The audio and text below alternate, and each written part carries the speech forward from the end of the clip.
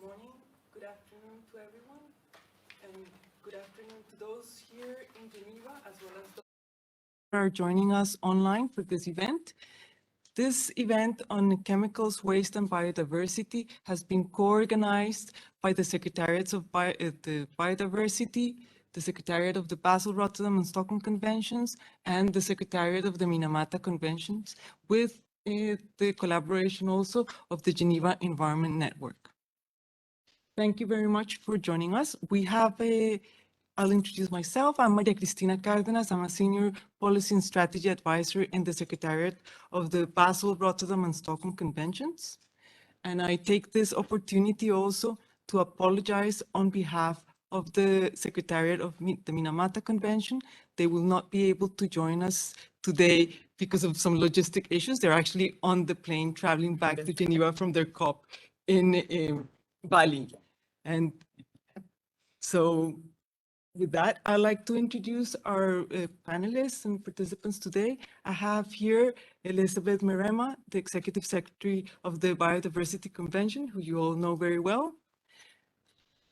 Next to her, I have Mr. Neville Ash from UNEP CMCW. I always get it wrong. Yeah. I'll explain it. Okay, thank you.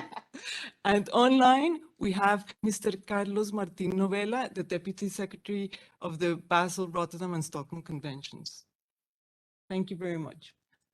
I'd like to give the floor to Elizabeth. Jeez. Sorry. Good afternoon, all. Those of us here at the venue. Greetings to those who have been able to join us virtually. Carlos, good also to see you online. Yes, we are here in Geneva, which is a major hub of the global governance of chemicals and waste, with their presence here with the three secretariats and adding the Mercury or Minamata Secretariat, together with a strategic approach to international chemical management, SAICM. Thanks also to our Geneva Environment Network and other entities, and all these are really working on pollution-related matters. Here in Geneva, I don't need to explain that we are meeting for the last 2 weeks and the remaining few days under the umbrella of the Convention on Biological Diversity with our two subsidiary bodies and the working group, where negotiations for the hopefully transformative, ambitious, realistic post-2020 Global Biodiversity Framework are continuing to take place. In addition, you may recall recently we had also a decision from the UN Environment Assembly for the initiation of the international intergovernmental negotiation for the new multilateral treaty on plastic waste. And probably one might wonder, biodiversity, where does it come from, plastic waste? But very important, and that's the essence of this joint event here. So the development and adoption of this overarching framework come actually at a time in history when we are facing these multiple crises of climate change, biodiversity, pollution, and health. And at a time when it has become imperative for the world community to come together to take necessary changes to ensure well-being of the people and the planet, both for the current and future generations. So our conventions need to be part of this movement for transformative changes and further explore potentials for synergies and cooperation. And our conventions need to continue to explore these complex interlinkages and commonalities between chemicals, waste, and biodiversity. Among other sustainable development goals, if we look at SDG 12 on sustainable consumption and production, is an important goal which again brings all of our conventions together. The use of chemicals is growing due to the population growth, increasing consumption, and the trend is actually likely to continue. But hazardous waste and other pollutants also, especially those which continue to be released into the atmosphere in large quantities in the environment, have its own effect. And ecosystems are equally affected by these pollutants, and capacity of ecosystems to provide services to humans getting compromised. The IPBES report, or Global Assessment Report on Biodiversity and Ecosystems, identified pollution as one of the direct drivers of biodiversity loss. And the same report also considered that waste, through its impact on air and water quality, has negative impacts on well-being, especially the poor and the vulnerable groups. So Maria, with us here, thank you very much, from the Chemicals Secretariat, will give us some insights on the interlinkages between biodiversity, chemicals, and waste, particularly from the recent study published by UNEP and BRS, the chemicals, together with the Minamata Secretariat. In addition, we'll hear from Neville from the UNEP World Conservation Monitoring Center, on the recent study, again, on the consultation on strengthening collaboration and coordination among the chemicals and waste conventions, as well as biodiversity-related conventions, which was sponsored by the Nordic Council of Ministers. So I hope these two studies will really prove to us that how cooperation and synergies among our different conventions is inevitable. And then, of course, we have ourselves, for instance, and all the conventions have participated in the two Bern conventions, Bern 1, Bern 2 consultative workshops on biodiversity-related conventions on the post-2020 Global Biodiversity Framework.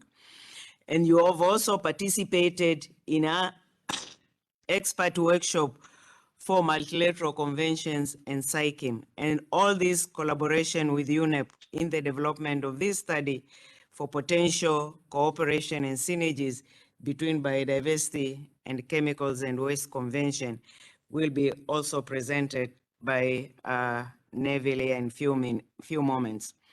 We all know the global efforts to enhance cooperation won't be enough. So cooperation must be strengthened, not just at the global level, at the level of the secretariats, but also at the regional and national levels on the implementation of these different conventions on the ground, and where chemicals and waste are managed, and where the impacts of biodiversity and ecosystems are being felt, particularly for the vulnerable populations. We are pleased and very happy that I have my colleagues here with us. And of course, all the conventions also had an opportunity to meet the co-chairs sometime April last year at the invitation by UNEP, again to discuss and enhance this alignment of our convention priorities together with the post-2020 framework. So probably I should not take much time.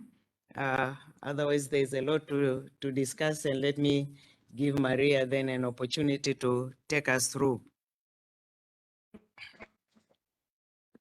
Oh, sorry. Thank you, Elizabeth, very much for those words and for introducing our event. Before I take the floor to present our report, I would like to invite Mr. Carlos Martin Novella, our Deputy Executive Secretary of the Basel, Rotterdam and Stockholm Conventions, to say also a few words. Thank you. Carlos, you have the floor. Thank you very much, Maria Cristina. And good evening from Bali, when I'm attending the regional preparatory meeting for Asia Pacific for our COPs that will be based in Geneva.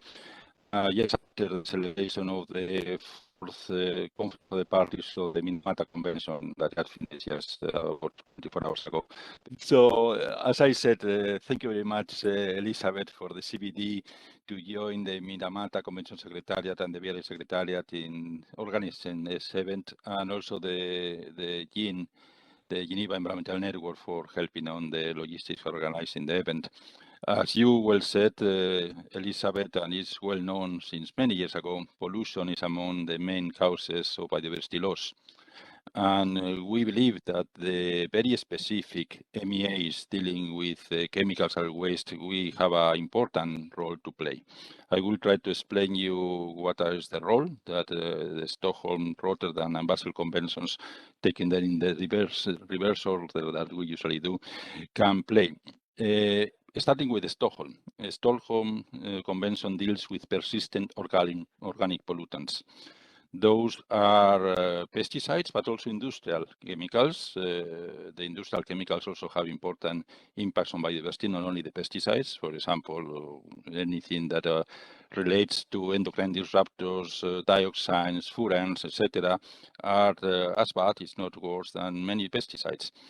And the convention explicitly addresses these persistent organic pollutants for their impacts on health and environment. And when I talk about environment, the criteria that we use to evaluate the impacts of those chemicals and pesticides are based on biodiversity. When any of those products are coming on our table, they may, after some assessments that take some time, they may be listed in the annexes of our convention. Being listed under the annexes of the Stockholm Convention means that the production of those chemicals is banned. The commercialization and use of those chemicals is banned as well, and it is necessary the destruction of all the pilestones. So if you from the CBD have a problem with pollution, please be very specific. Tell us exactly what is the chemical that is causing your problems, and then will be a chance that will come into the screening of the Stockholm Convention if this is the proposal supported by any party. And the final end is very, very concrete. As I said, is banning production, is banning commercialization and use, and is destruction of the milestocks. In addition, we have a compliance mechanism, and we have a scientific body that, applying biodiversity criteria, analyzes if those chemicals deserve to be listed. Finally, the convention has what we call the Global Monitoring Program, assessing what are the remains of those chemicals on the environment using different media, water, air, soils, also having samples on wildlife, and also having samples on human fluids. So it's a comprehensive system that is going for many years, this long historic series, and I think would be extremely useful for the biodiversity framework to be able to assess and to use as an indicators in this context. There is the other convention, the Rotterdam Convention. There is the Prior Informed Consent Convention. This convention applies not only to persistent organic pollutants, but to any chemical. And when one chemical is banned for whatever reason in at least two countries, in two different regions, may come into this annex of the Rotterdam Convention, and as a consequence, there is an obligation for prior informed consent for any transboundary movement of these chemicals. So extremely useful if any country again identifies that one chemical is causing damage on biodiversity, to trigger this process of prior informed consent. But once again, what we need is not just you to tell us that pollution is a problem. We need to know exactly what is the chemical, what is the formulation that we need to consider. And finally, the Basel Convention addresses waste and addresses different levels in the life cycle of the products when they come waste. In first instance, it regulates the transboundary movements of waste. Secondly, produces guidelines on sustainable management of waste streams. And finally, is able to look at the aspects related to the prevention of waste.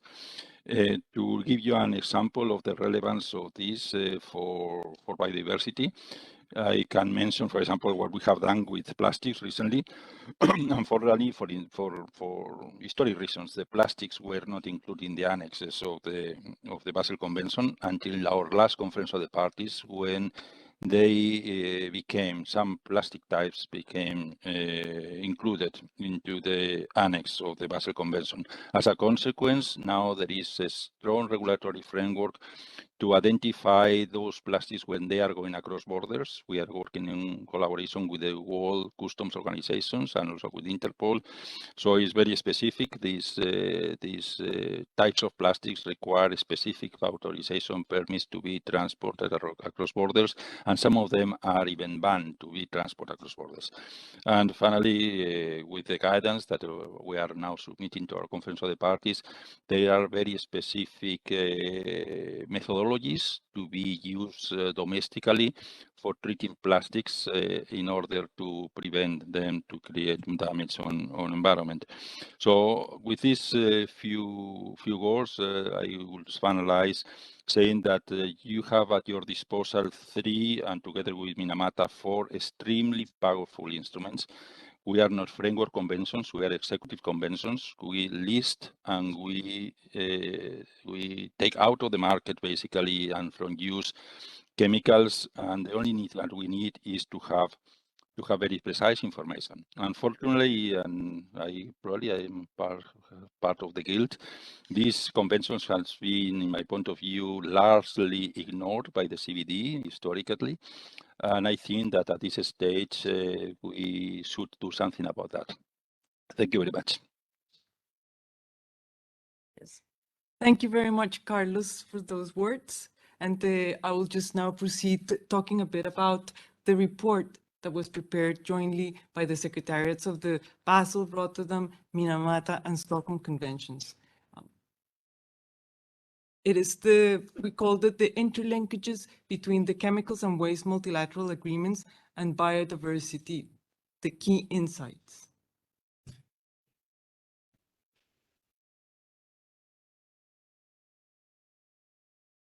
This report is actually available online, should you wish to have a look at it. As Elizabeth mentioned earlier on, pollution is one of the key drivers of biodiversity loss. Chemicals and waste are ubiquitous in the environment. They're found everywhere, all around the globe. They're invisible, yet they're parts of our daily lives. We find them at home, in the environment. We cannot get rid of them. We need them. And as Elizabeth also mentioned, the sound management of chemicals and waste is an enabler to many of the SDGs, starting with SDG 12 on sustainable consumption and production. Of the 196 targets and the 30 indicators under the SDGs, around 69 targets and 91 related indicators have been cited to be relevant to chemicals and waste. So that's quite a bit. And this links together to the point that Elizabeth made earlier about the PBIS report, which referenced this particular target.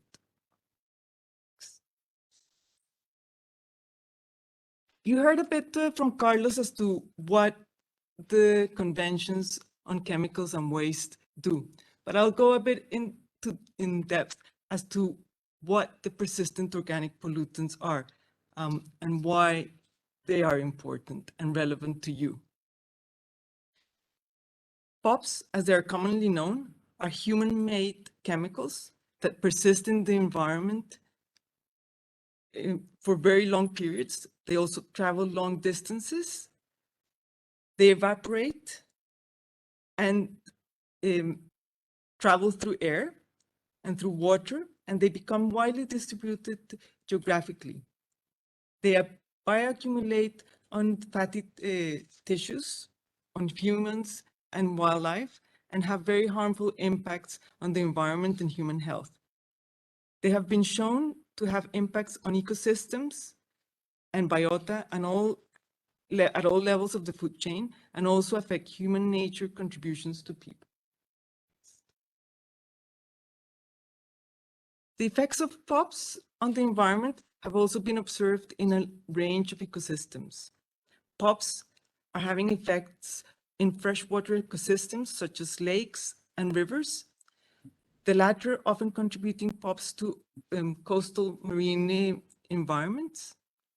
Mangroves, for instance, have been shown to contain a suite of chemicals, including POPs, resulting in impacts both on the diversity and the plants and animals and the biota. They affect the ecosystem structure and as vulnerable populations decline as a result of the exposure of chemicals and pollutants. The accumulation of POPs in marine mammals, such as Baltic seals, bottlenose and striped dolphins and killer whales, is associated with population declines. As you know, PCBs are actually listed for elimination under the Stockholm Convention. The levels of PCB remain a significant exposure concern for many aquatic biota, including polar bears, killer whales, pilot whales, seals, and various other seabirds, shorebirds, and birds of prey. The levels of these chemicals put the species at a higher risk of immune and reproductive and/or carcinogenic effects.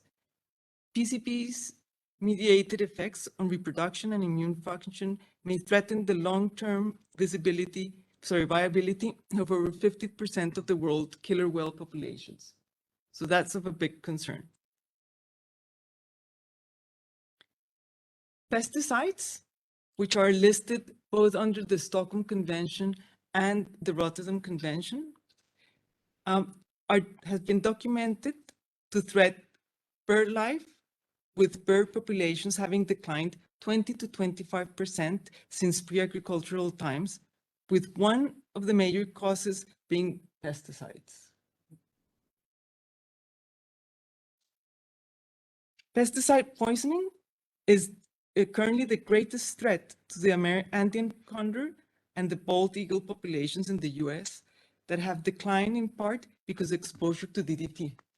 Here, I want to note that DDT is actually another one of those chemicals that is listed for elimination under the Stockholm Convention.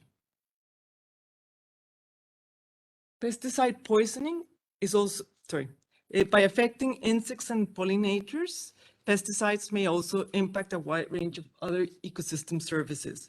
For example, while animal pollination directly affects the yield and/or quality of about 75% of the global food crop types, pollinators are important beyond agriculture and food production as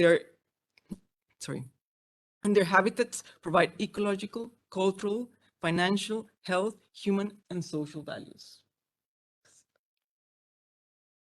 The declines in pollinators diversity are expected to continue globally, with adverse effects on pollinators having direct effects on agricultural yields and food supplies. Currently, 16.5% of vertebrate pollinators are threatened with global extinction, rising to 30% for island species.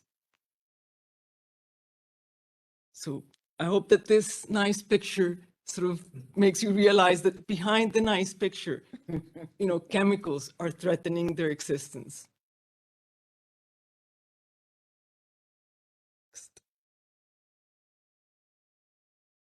Today, humans extract more from the earth and produce more waste than ever before.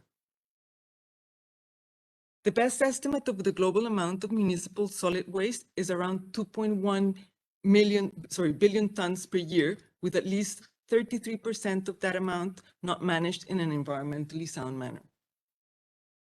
As the proportion of discarded chemically intensive products increase, municipal wastes are becoming hazardous wastes.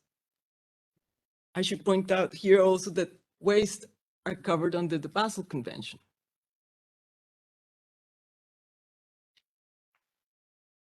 And electrical and electronic waste, the e-waste sector, is one of the greatest growing waste streams due to consumer demand, perceived and plant obsolescence, and rapid changes in technology, among other things. You all, I'm sure, have a phone, a computer, a tablet, and they're very nice while you have them and you're using them, but soon they'll be disposed and they'll end up in a place like this one. In 2019, for instance, it was estimated that 53.6 million metric tons were generated globally, up to 9.2 metric tons since 2014. And this is expected to grow up to 74 million metric tons by 2030. So it is quite daunting. Mercury, covered by the Minamata Convention, is highly toxic and a heavy metal. It is transported also around the globe through the environment. So its emissions and releases also affect human health, the environment, and including very remote areas. Something similar to the Stockholm Convention. Mercury is transported around the globe and through the environment, so its emissions and releases can affect human health and the environment, even in remote locations. As you see, artisanal and small-scale gold mining contribute highly to this.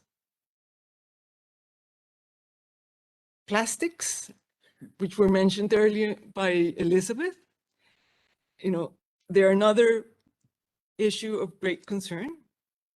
They are not only ubiquitous to the aquatic atmosphere and terrestrial ecosystems, but also to human health. The global plastic production was 359 million tons in 2018, and is expected to double by 2050. So unless we do something, we will continue to see images like this one. And with COVID, of course, the increase of waste has been notable. You can't say no to wearing a mask. Well, everyone here, except for me at this moment, is wearing a mask, and it will soon become a waste. And what can we do about it? We need to protect ourselves too. So we need to find a solution that is suitable both for the environment, for health, and for knowing what to do with plastics.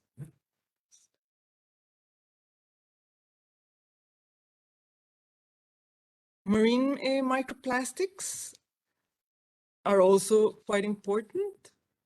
They're made, many of them, of chemicals, including POPs. They also accumulate contaminants like POPs and can transport them long range.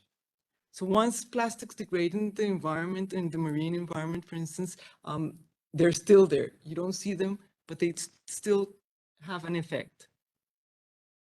Micro and microplastics can also transport invasive alien species, including harmful algal blooms, pathogens, and non-native species, with at least 300 species known to disperse by rafting on debris, which can form a new habitat. So again, another nice link, I would say. So what are the conclusions that this report brought out? One, well, it has several conclusions, and I won't go through all of them, but just to mention a few. That global food security is under threat due to the threats posed by pesticides, that there's a need for a reduction in nature's exposure to pesticides, that there's a need to promote the environmentally sound management of chemicals and wastes, that, for instance, agricultural runoffs, including pesticides, are a major source of water pollution and contaminants of underground aquifers, and one extra recommendation or highlight that this report also brings is the fact that climate change is a key factor in amplifying the effects of chemicals, but is also expected to contribute to the continued revolatilization of both mercury and POPs. So these are issues that we need to take care of and be aware of. Now, as Carlos mentioned earlier, the Basel, Rotterdam, and Stockholm Conventions address some of the most significant chemicals and waste pollution that has been identified in the last several decades. and they do contribute to the conservation of and sustainable use of biological diversity. The three conventions together aim at protecting human health and the environment. The Minamata Convention, on the other hand, takes the life cycle approach to protect human health and the environment from mercury.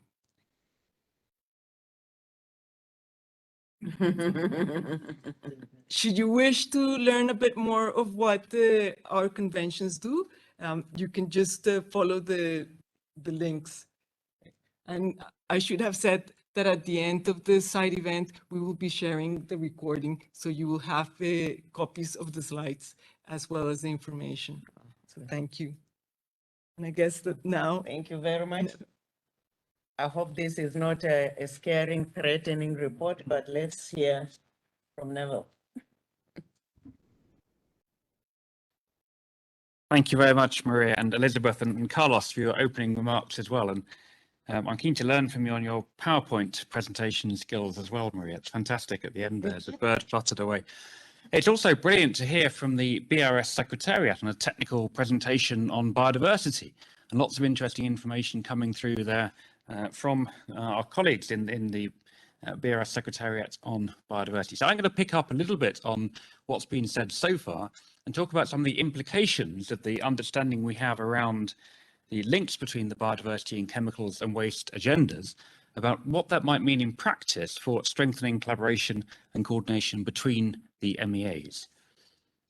So I think I'm pressing slides here and, brilliant, thank you. So over the last year and a bit, there's been some work that's been done, as Elizabeth mentioned, with the Nordic Council of Ministers, where at UNEP WCMC, we worked with partners to put together a series of information, drawing including on the report that Maria has mentioned, and many others. We worked closely with colleagues across the MEA secretariats and with parties. We convened an expert workshop to bring information together with some oversight, and much of that is focused in the next slide on considering what, because of the information available, the understanding and the experiences that governments and others have, what are the options for strengthening collaboration and coordination between the biodiversity and chemicals and waste clusters? So there are a range of areas addressed by the report, but the last one in this list is definitely the most important. So looking at the information base around pollution as a driver of biodiversity loss, we've heard a lot about that already. Looking at the extent already to which there's been an international response to the impacts of pollution, and including in that the alignment of the policy response across the biodiversity and chemical clusters. Of course, importantly, this is all implemented at the national and often very local levels, and so we looked at that. And the particular opportunity at the moment with the ongoing discussions here, of course, on the Post-2020 Global Biodiversity Agenda and the Post-2020 Agenda for Chemicals and Waste. Most important one is that last bullet as well, which I'll come to. I should have said the website you've seen there, it's quite a long one, but I'm sure if you just Google the title, that might be a quicker way to get to the report online. So we recognised a number of areas where there are, and these came out through the report, but particularly in the workshop discussions, a strong interest, mutual interest between the biodiversity and the chemicals and waste clusters. And these include some obvious ones, like understanding the impacts of chemicals and waste on biodiversity. We've heard a lot about that already. Understanding the pathways by which chemicals and waste move through the environment, and understanding the implications of those pathways for potential impacts known and possibly unknown on biodiversity as well. Understanding the consequences of these impacts, social, financial, as well as environmental. And then, of course, the shared interest in understanding opportunities to reduce the risk on biodiversity and from biodiversity change, of course, as well on human health. Key interest in working together and understanding more about how there might be better, more integrated approaches across biodiversity and chemicals and waste communities to have and ensure cooperative action, develop responses, and then this penultimate bullet here, which is interesting but not often talked about, the role of biodiversity through nature-based solutions, of course, in addressing some of the challenges faced by pollution. For example, the use of trees in urban areas to improve air quality, the use of wetlands to improve and address organic waste as well. And then we recognise there's a number of international initiatives already underway, and so we're building, not starting from scratch. There are, in the next slide, many lessons which have been learned from the wider cooperation synergies agenda as well, which are important to take into account as we think about the options for strengthening between biodiversity and chemicals and waste. And the most important of these are that whatever actions are taken, they are focused on strengthening implementation. So they're not theoretical, they're very practical ways in which we can strengthen the achievement of the two agendas together. The importance of national level action. So yes, international synergies and cooperation important, but it also needs to, and particularly needs to, work at the national level with international support where helpful. Pragmatic, practical approaches, let me come on to that shortly, recognising the importance of common issues and joint agendas, and importantly, respecting the autonomy of the different MEAs, the different parties that they have, the different mandates that they have, and how they can be brought to work together, respecting those different realities, political realities. So there are four areas in which there are a series of actions which came through from these various discussions, very practical discussions we had at the workshop. And these are the four areas, and I'll quickly go through them one by one in subsequent slides. Strengthening implementation, working together to achieve common aims, the kinds of services, processes under the different conventions that might be better connected to support this work, and then what are those key entry points internationally to put these actions into place. So some of these are really, really simple and very, very obvious, and in some countries, of course, are happening reasonably well, but not everywhere on everything. So plenty of opportunities to think here about where there might be gaps that can be filled. So, for example, ensuring that national focal points of the various MEAs know each other and have a chance to work together. Again, very, very practical steps. A number of examples we've seen over the last decade, particularly in relation to the HE biodiversity target, which of course included a target on pollution, but in many parties, jointly to the various conventions, they weren't aware that there was, in the case of focal points for the chemical and waste cluster, they weren't aware that there was a pollution target which had been agreed under the Biodiversity Convention, and our biodiversity colleagues hadn't necessarily reached out to chemical and waste cluster focal points in the negotiation of that target. I think we're doing a slightly better job as we go into the post-2020 agenda, but still possibly opportunities to do more. So national focal point coordination. True also of competent national authorities responsible for managing chemicals and waste, for managing biodiversity, and the opportunity to strengthen through councils, networks, formal or informal processes at the national level, the coordination and information sharing at the national level. And that might be taken a step further to think about how there might be more integrated planning processes in place. National chemical action plans, of course, national biodiversity strategies and action plans, and the opportunity to better link those through the planning processes at the national level. And then at the international level, what might be in place to support that? And it might be things like COP decisions, recognizing the importance of joint planning, simple elements of text that might be included into COP decisions, for example, to support that process. A number of areas that came through where there are, again, important opportunities to strengthen cooperation and collaboration on communications, for example. Both the chemicals and waste and the biodiversity cluster struggle with communications, and the importance of our dependencies on chemicals, as we've heard, our dependency on biodiversity, and yet, of course, the risks and threats that they can face, biodiversity and people and the environment from chemicals. The planning I've mentioned already, but particularly here focused on risk, understanding risk, and looking at the opportunities for strengthening governance to better and more jointly understand risk and plan to mitigate it. Research, we've heard already about some of the information available, but huge opportunities, and as Carlos was saying earlier, they need to be very specific in understanding the specifics of chemical impacts on biodiversity and how that can feed back into the policy process. So sharing research and putting all this into practice through joint collaborative projects. What are the projects that can be put into place, co-designed, co-developed, co-fundraised for, and co-delivered between the different cluster entities. If we move on to the next one here, these are the kinds of processes that might be interesting to think about. We talk about synergies and reporting across the biodiversity cluster of conventions. Well, what about broadening that discussion to include, of course, the chemical and waste clusters as well? What are the opportunities to support capacity development across all the conventions beyond biodiversity and beyond the chemical and waste themselves, working together there? Again, sharing of information, critical, very tangible, practical steps. Science policy interface, of course, with the recent UNEA decision, a huge opportunity to strengthen the connections, the lessons learned and the experiences and joint work potentially in the future as well of a strengthened science policy platform on chemical and waste and with IPBES. That would be true internationally and certainly at the national level too. And then the last of these 4 points was where might this come into practice? Where might these opportunities be at the international level for these entry points for strengthening coordination and collaboration? Of course, we've mentioned the post-2020 processes, and both of those and the interaction between them could be important, including, for example, the use of joint indicators under the monitoring framework that is to be determined. We've mentioned UNEA already, both in relation to the recent UNEA, but future UNEAs. The role they might be there bringing together the pollution and the nature pillars under the UNEA discourse.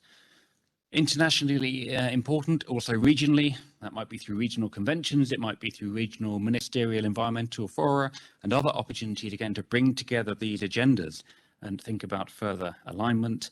It's certainly the case through international finance institutions, the GEF and others, which are financing biodiversity and chemical and waste initiatives to think about where there might be, again, stronger connections, multifocal area kind of projects and incentives for doing that. And then other agendas where there is clearly an opportunity to bring the joint concerns and interests from the biodiversity and chemical and waste cluster to bear. And One Health would be an example of that, the agricultural agenda and others.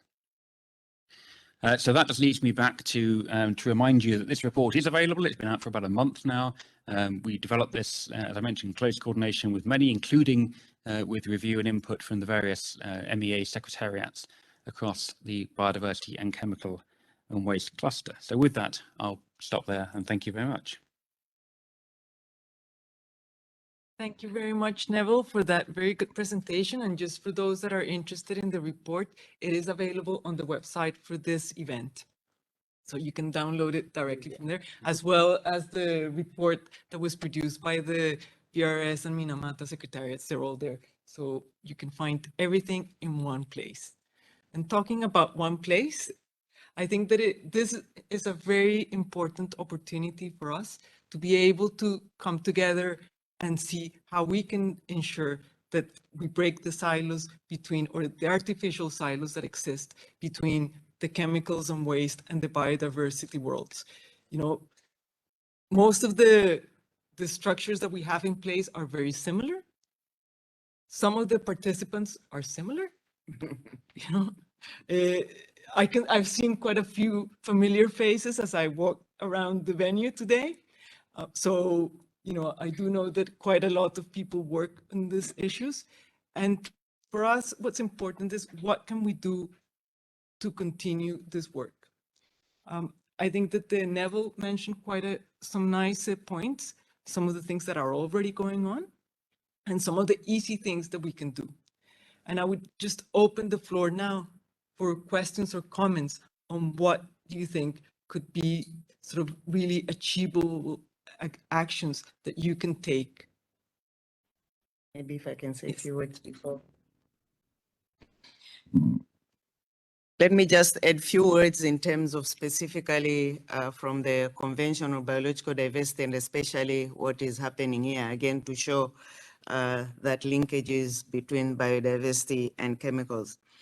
For instance, we know the Subsidiary Body on Implementation has been meeting, and its part of its discussion contributes to the Post-2020 Global Biodiversity Framework. And specifically, draft target 7 is on reducing pollution from all sources to levels that are not harmful to biodiversity and ecosystem functions and human health.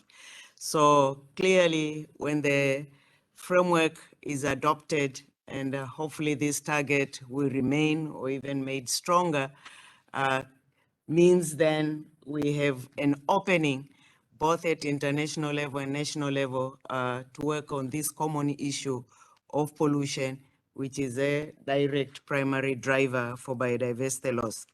If we look at our joint, our CBD program of work on marine and coastal biodiversity, which, as you recall, even from the plenary, was rather strong statements had been made, but underlining the importance of this subject.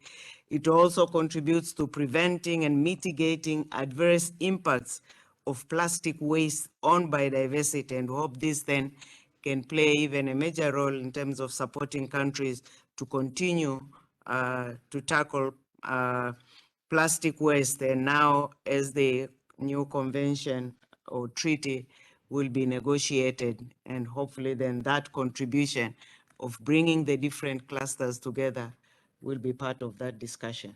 Thank you.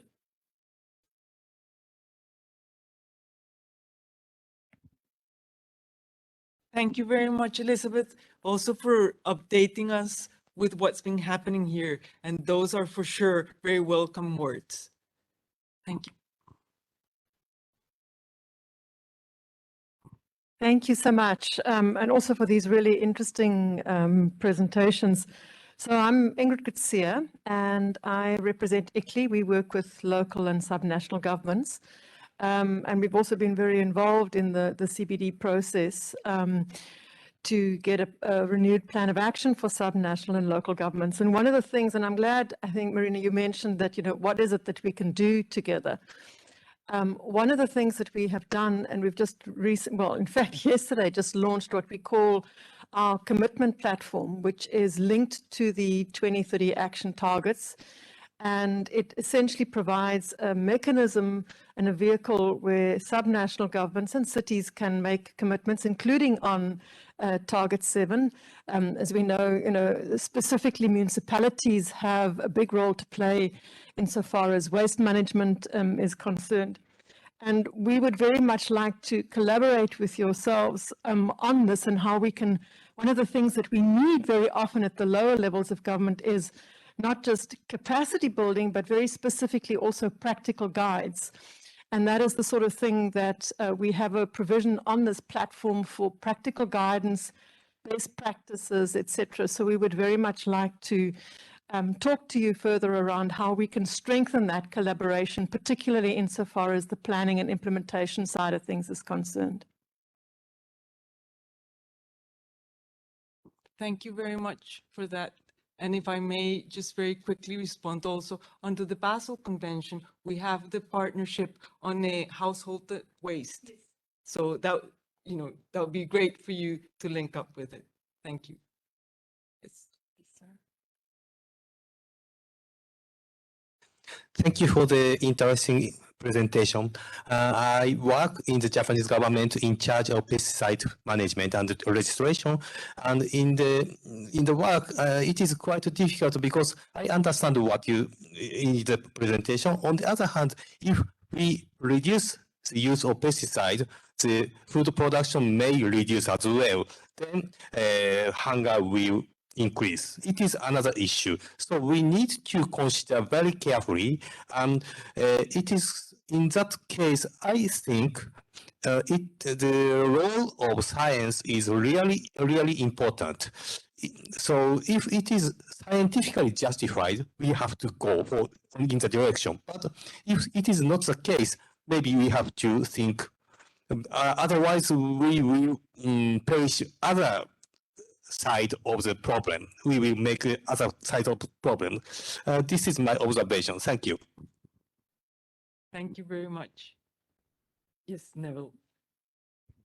Well, maybe I think that's a really important point, and maybe to quickly respond, because of course we also want to advance the scientific knowledge, and so there's with that is an important I think assurance that there is going to be investment in the science to understand the experimentation, to understand how reduced pesticides, how various forms of integrated pest management might support continued food production and resilience in agricultural systems, and avoid the problems that you're suggesting might come from the result of changes in the use of chemicals. So science-based, but always, of course, researching and experimenting to determine opportunities to bring these win-win outcomes for biodiversity and, in this case, food security. And that requires certainly continuing to fill that knowledge gap as well, because, of course, we have to do both. We have to continue to produce food, and we have to conserve biodiversity. So that's the research challenge we find ourselves in, identifying the best, most cost-effective, scalable, locally context-specific ways to deliver on that challenge. I understand that, unfortunately, we don't know everything. Exactly. Don't know everything, and especially for biodiversity, there are so many kinds of uncertainty in the world. So we need more research. Yes. We need more scientific knowledge. But at this moment, maybe we should manage or regulate pesticides or other chemicals based on current best science. This is my opinion. Thank you. Thank you. Any other? Yes, there are two. We have one here. Thank you very much. I'm Stephen Muba, Director General of Environment and Nature Protection of Gabon, and I'm very glad to join this very important and interesting discussion. And I commend all the interveners. I have maybe two practical questions. One is, we have those different issues to deal with, and sometimes we are in a context for countries in a very practical way, where it's finally very difficult to prioritize. We have to face climate change, we have to face biodiversity issues, we have to face chemicals issues.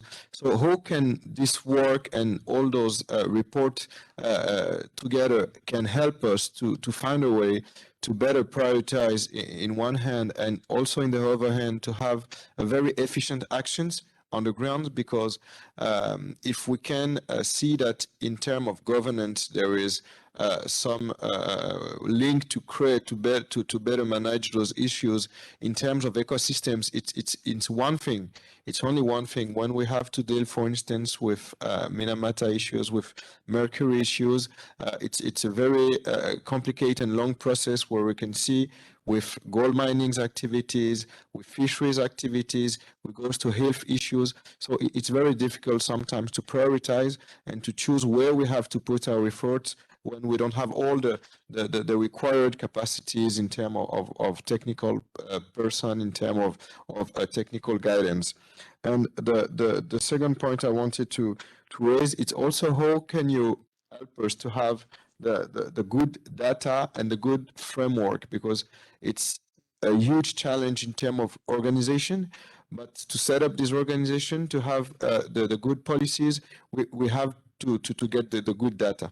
And in poor data environment, it's very complicated to really frame the way we have to deal with those issues and to organize it. And so how can we make this a very close link, help us practically on the ground to deal with those issues? Thank you very much. Thank you very much. And can I invite one of the speakers to perhaps address, I don't know whether you, Neville, or Carlos, do you want to have a go? Maybe, Maria Cristina, if you want, I can elaborate a bit on this question, very interesting, about the priority setting. Of course, this is a challenge for all member states, and it's very linked to the resources, of course. And in this context, it's very interesting to see how, in the context of the discussions on the replenishment of the GF that are taking place now and are going to conclude in a few weeks' time, the new GF is going to have a structure with an axis that is the traditional focal areas, and then is the new impact programs.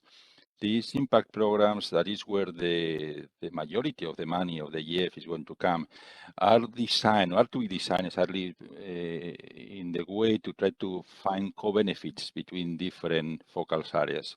So it's not as much as presenting an individual project on biodiversity or an individual project on climate change or an individual project on chemicals and waste.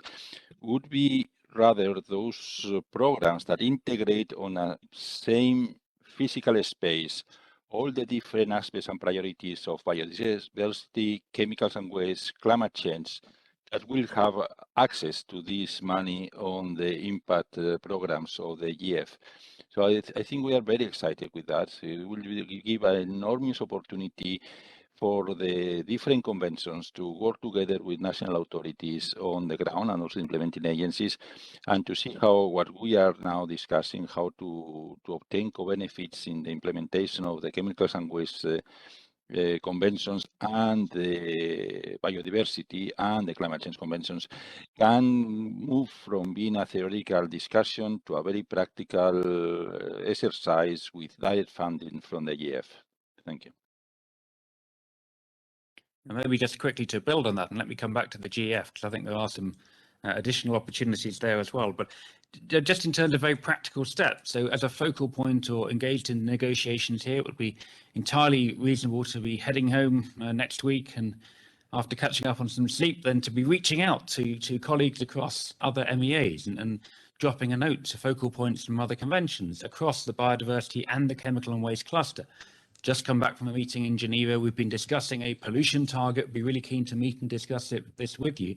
But then I think the important point is leveraging that opportunity to respond to your question more, which is around how then all focal points can come together with a set of priorities, compare those lists and think about where the overlapping areas are. And it may be that a particular issue is rising up the list of many different focal points, challenges being faced. Maybe it's capacities for monitoring issues.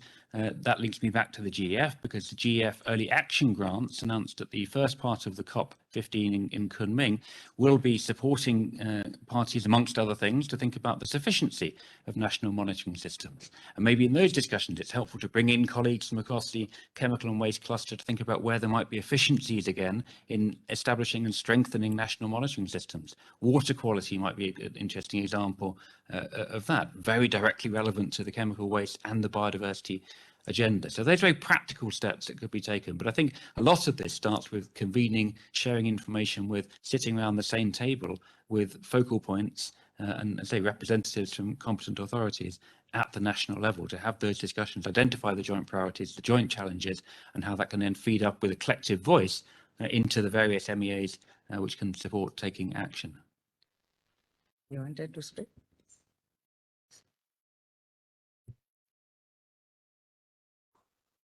I thought you wanted to respond, part of the response, the CBD colleague before. Thanks very much. I should have perhaps been more clear.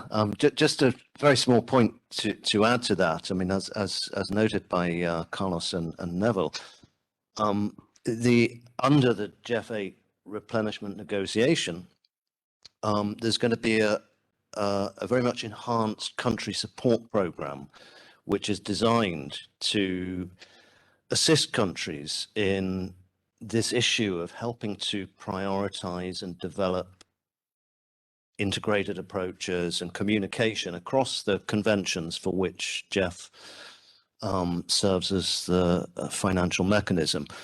So GEF8 will be kicking off in, the 1st of July. Obviously, there will be a rollout of this program, but we really do hope that the enhanced country support program and the national dialogues will support you in this process. So that would be a practical opportunity of helping to operationalize the ideas that Neville was talking about. And then perhaps just a final comment on the issue of the importance of science in this, and just a thought that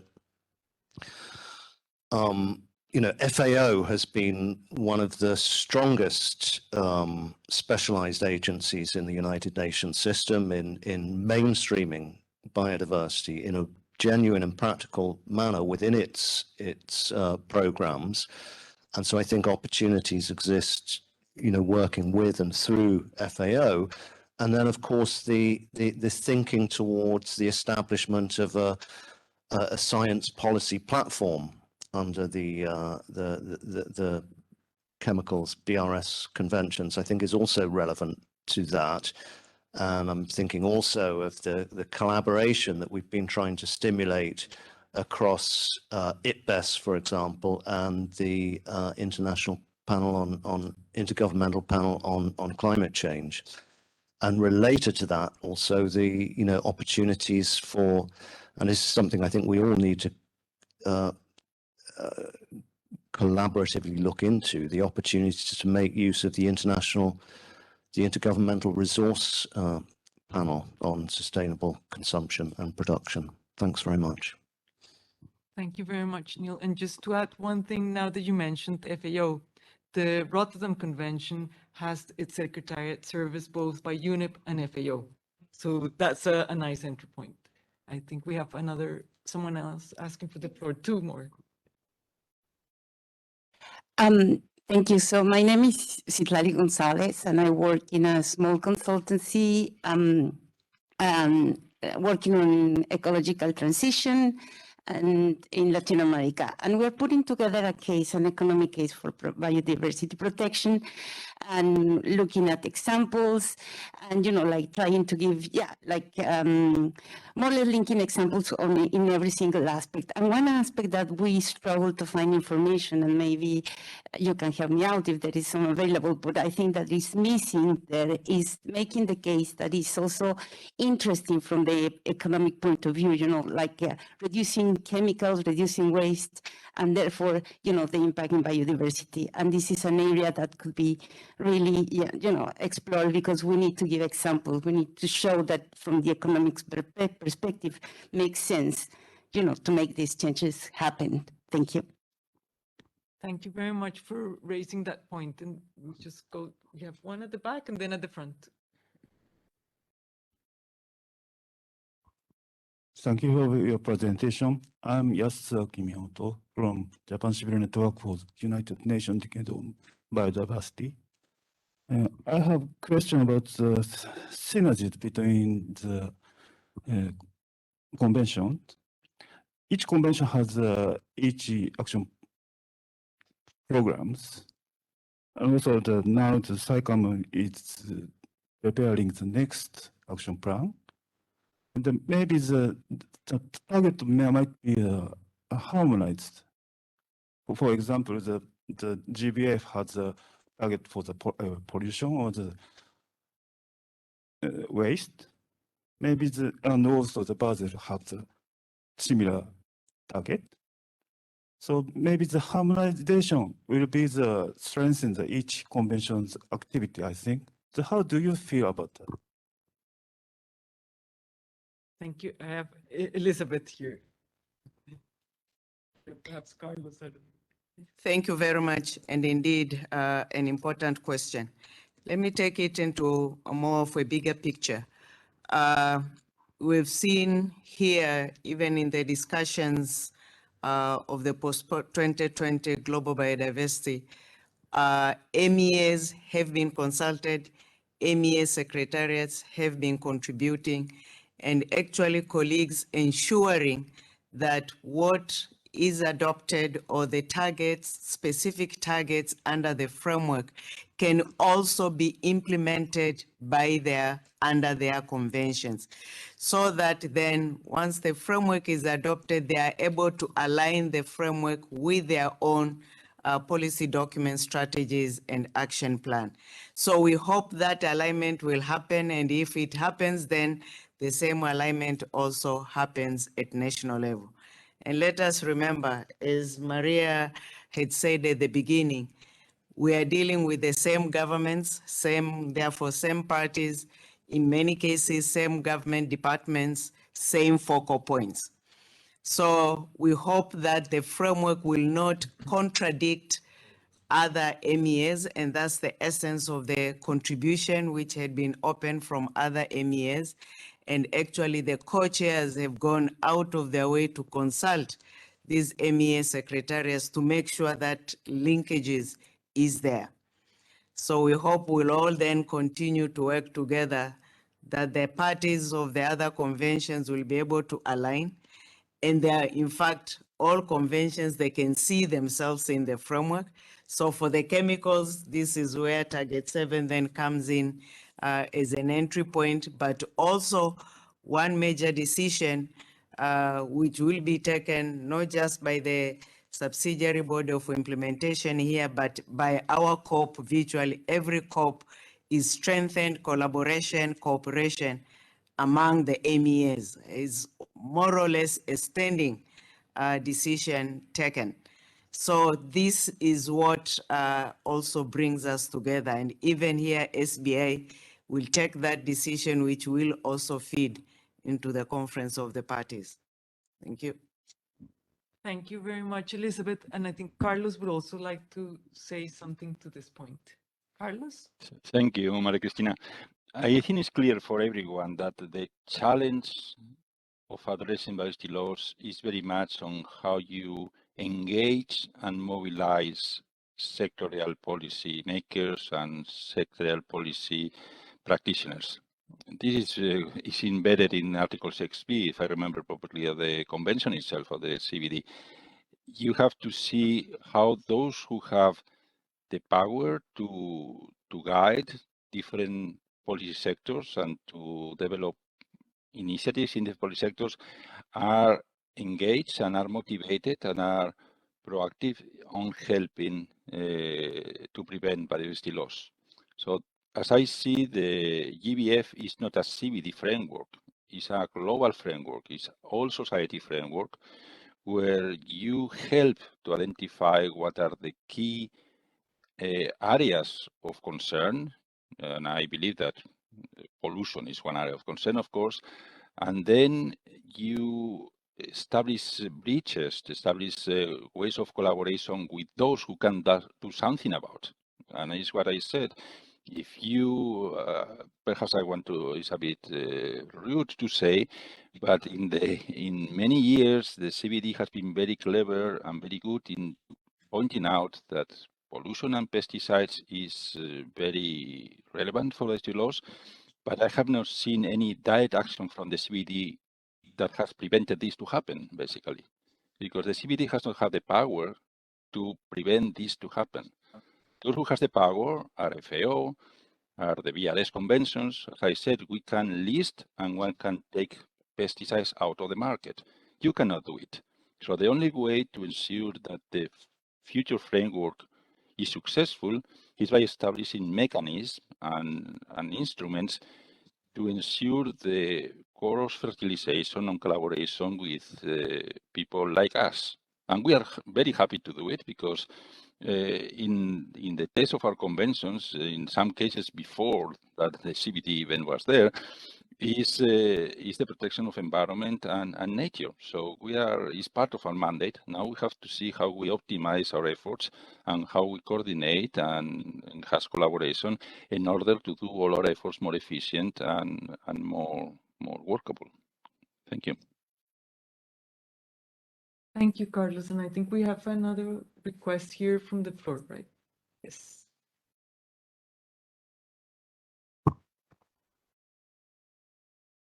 Thank you. I really appreciate this side event. It is very, very useful. I was thinking about the framework, and we should apply a methodology. So, I'm thinking about ecological connectivity. We need institutional connectivity. If we think about ecological corridors, we need institutional corridors at all levels. Vertical level, horizontal level, international, regional, sub-regional, national, local. And horizontal level at local level and at international level. Without this methodological approach and the strategic framework, no way to achieve results. beyond the wonderful, tremendous efforts, for example, of the Secretariat. First of all, the CBD Secretariat. It is not an issue of secretariats. It is an issue of parties. As institutionalist, I study these issues, I study behaviors, I study behavioral changes in institutions, and we know very well what is the method, the approach. The approach can be to facilitate through, for example, platforms, through guidelines to donors, facilitate some dialogue, facilitate the involvement of parties and the development of institutional arrangements in order to address these issues. Transformative change is transformative cultural change. And first of all, is a transformative institutional cultural change. Change in the institutional culture. Thank you very much. And indeed, thank you very much for highlighting the fact that we need to look for those institutional connectivities and actually to build on what we already have, to build on existing infrastructure and just make it work. Allow the different elements that already are in place to talk to each other. So, to ensure that we enhance collaboration and cooperation for a common goal, which is protecting human health and the environment. Would you like to say something?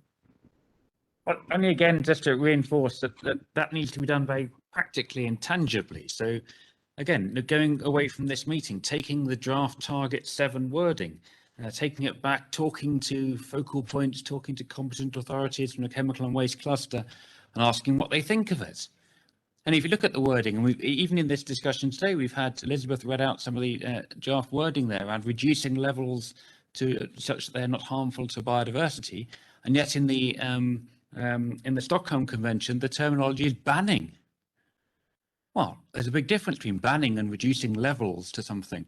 So that in a way, the dialogue that can happen off the back of these ongoing discussions to ensure that when COP15 Part 2 comes around, the biodiversity focal points and negotiators are there with an understanding of the interests, the opportunities from talking with their chemical and waste counterparts to further align the text, strengthen the common ambitions, the whole of government approach to what might be in the ambition for the Global Biodiversity Framework, and most importantly, how it might be operationalized and then implemented is going to be critical. But that happens because of those very tangible steps, walking down the corridor, going across the street, talking to individuals with those other responsibilities. And then even just the slides that Maria was showing us earlier with the growth in waste by 2030. So of course, pollution is a key driver of biodiversity loss. And we know from the information we have from the chemicals and waste community around the trajectories for increased growth. And we're talking about here being nature positive by 2030, getting rid of the drivers of biodiversity loss in the next 8 years. And yet look at the figures we have here. So there is a disconnect in the way in which information is available and used and shared, and the implications of that information for how we take forward joint. But it has to happen, as you say, very practically and tangibly, with institutions coming together, where those institutions might be individuals who are focal points for conventions. They might be the heads of competent authorities and other, but very practical, tangible steps. And wouldn't it be brilliant if every party came into COP15 Part 2, having had those conversations at the national level, and bring those conversations in to bear on the negotiations? Huge opportunity to be very practical and tangible.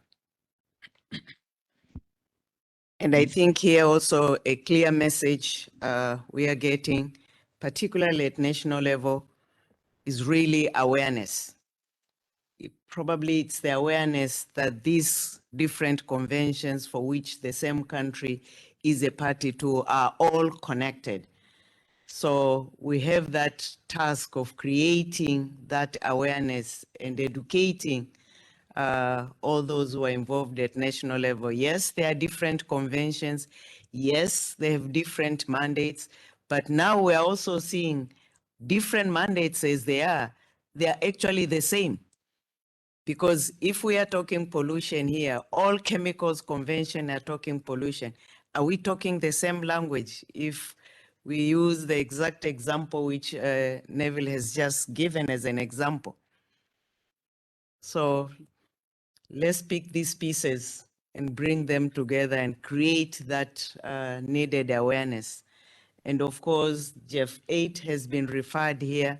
I think it will be really useful to see from the national level this common project, looking one project, but responding to multiple issues, or really responding to multiple conventions. Actually, those might even give them more consideration than just looking at silo issues, which actually cut across other conventions. Thank you. Thank you very much, Elizabeth. And indeed, we need to stop reinventing the wheel and actually making it go faster and focus on that, making it faster. I think that we're reaching the end of the time that we have been allotted for the side event. And so before giving the floor to Elizabeth to close this event, I'd just like to thank everyone who has participated here in the room and contributed questions. I don't think that we had any comments or questions online, did we? Good, just making sure we don't forget about our online participants in this hybrid world now. Elizabeth.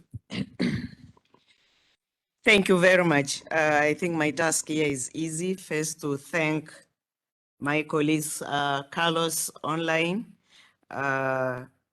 Maria Cristina, Neville, and all of you for participating. And I think we leave here with one message, and imagine the timing is very ripe. Here we are talking of Post-2020 Global Biodiversity Framework. Chemicals are talking of the Post-2020 Sound Chemical Management. And both these processes have something in common. Can we use them as the starting point that our next decade, we move from the silo implementation of different conventions into this whole of government, whole of society approach, one implementation approach, both at our level, international level, but also regional, and more so national, to local, where the actual action on the ground will take place. So with this, I can only say again, thank you, all of us, and thank you, my dear colleagues from different conventions, that we are all going to open a new page moving forward from both the biodiversity framework, but also the sound management framework. Thank you. Thank you very much. Have a good day. Thank you. Thank you.